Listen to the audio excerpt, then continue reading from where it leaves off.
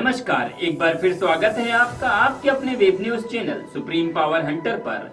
करते हैं शुरुआत आज की कुछ मुख्य खबरों से। खबर मध्य प्रदेश के जबलपुर से।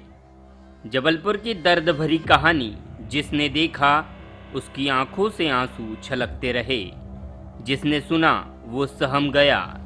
3 माह की बेटी सुपुर्दे खाक सूनी आंखों से दूर खड़ी देखती रही माँ। जिसने देखा उसकी आंखों से आंसू छलकते रहे, जिसने सुना वो सहम गया। बात ही कुछ ऐसी थी। जबलपुर में 3 महीने की मासूम की मौत हो गई। मामला कोरोना का था, इसलिए 3 दिन से बच्ची की लाश अपने कफन और दफन का इंतजार करती रही। उसे सुपुर्दे खाक कर दिया गया। संक्रमण से बचाने के लिए बच्ची की लाश परिवार को नहीं सौंपी गई। माँ उसे आखिरी बार देख भी नहीं पाई। वो दूर खड़ी होकर सूनी आंखों से उसे मिट्टी में मिलते देखती रही। जो लोग कोरोना वायरस को यूं ही ले रहे हैं, लॉकडाउन और सोशल डिस्टेंस का उल्लंघन कर रहे हैं, ये तस्वीरें उनकी आंखें खोलने के लिए काफ़ी है। ये लोग स्ट्रेचर पर पॉलीथीन में लिपटी एक 3 माह की मासूम बच्ची का शव ले जा रहे हैं और एम्बुलेंस में बैठे ये लोग उस बच्ची के परिवार के सदस्य, जिन्हें आखिरी बार बच्ची का चेहरा देखना भी नसीब नहीं हुआ। ये दर्द भरी हकीकत जबलपुर के हनुमान ताल चांदनी चौक इलाके के एक परिवार की। उनकी 3 माह की बच्ची ने 3 दिन पहले मेडिकल अस्पताल में इलाज के दौरान दम तोड़ दिया था। बच्ची की मौत के बाद जब उसका सैंपल लेकर जांच की गई तो पता चला कि वो कोरोना वायरस से संक्रमित थी।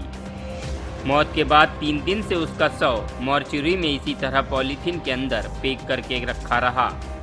बच्ची की मां और पिता उसे आखिरी बार गले लगाना चाहते थे, लेकिन उसे छूना तो दूर, माता पिता को उसे देखने तक की इजाजत नहीं मिली। कोरोना पॉजिटिव मरीज की मौत के बाद उसके शव को WHO की गाइडलाइंस के तहत किसी भी सदस्य को नहीं दिया जा सकता। सिर्फ स्वास्थ्य विभाग के स्टाफ को ही लाश के करीब जाने की इजाजत मिलती है, वह भी PPE ड्रेस पहनकर। बच्ची के पिता मोहम्मद जमील ने बताया कि उसकी मौत के बाद कोई भी कफन दफन के लिए सहयोग करने नहीं आया। तब प्रशासन के अधिकारियों और मोक्ष संस्था के सदस्य आशीष ठाकुर ने बच्ची को सुपुर्दे खाक करने की जिम्मेदारी ली। बच्ची क्योंकि कोरोना संक्रमित थी, इसलिए उसकी मां सहित पूरे परिवार को भी क्वारंटाइन करके रखा गया। परिवार के सदस्य सुखसागर हॉस्पिटल में क्वारंटाइन थे। मां उसे देखना चाहती थी और आखिरी बार दुलारना चाहती थी, लेकिन ये भी उसे नसीब नहीं हुआ। मां और पूरा परिवार दूर एम्बुलेंस में बैठकर बच्ची को देखता रहा। बच्ची को सुपाताल स्थित कब्रिस्तान में दफना दिया गया। इसी दौरान केवल उसके पिता को ही PPE ड्रेस पहनकर जनाजे को कंधा देने की इजाज़त मिली। तस्वीरें झकझोर देने वाली थी। जो लोग लॉकडाउन के 45 दिन बाद भी कोरोना वायरस को गंभीरता से नहीं ले रहे, वो ये समझ ले कि इस महामारी के संक्रमण से होने वाली मौत आपको मरने के पहले ही अपनों से दूर कर देती है।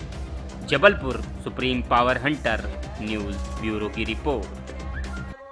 जी, आशीष ठाकुर साहब का बहुत आभार है। इसमें हम लोगों का पूरा सहयोग कर रहे हैं। हमारी बच्ची 3 माह की ख़त्म हो गई थी, उसको कोई हेल्प नहीं मिल रही थी। आशीष ठाकुर ने हमारी हेल्प करी और उनका क्रियाक्रम में हमारा सहयोग करा। अभी इस समय आप लोग कहाँ रह रहे हैं? अभी तो हम लोग घर से आए, फिर सुखसागर जाएंगे हम लोग। जी, कहाँ रहते हो? कितनी माह की बच्ची? हम लोग रहते हैं हनुमान ताल चांदनी चौक और बच्ची जो है तो 3 साल की है, 3 महीने की है। जी, चलिए। नाम आपका? वकील अहमद अंसारी। आशीष ठाकुर साहब का बहुत बहुत आभारी हूँ, और जो ऐसे काम को आप अंजाम दे रहे हैं, और ऐसी बाड़ियों को तो लोग हाथ नहीं लगाते हैं, और आपने आगे बढ़ के बहुत अच्छा काम किया है। ये कितने माह की बच्ची? तो कहाँ रहने वाले आप लोग? हम लोग हनुमान ताल ट्रैक्टर बड़ी फार्म के सामने रहता हूँ।